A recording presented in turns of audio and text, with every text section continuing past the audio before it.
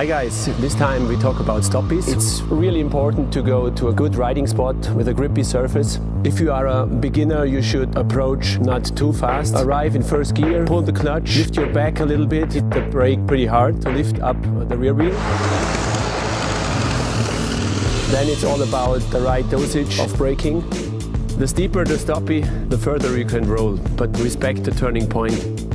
Stoppie is pretty dangerous and actually not easy to learn, so needs a lot of practice.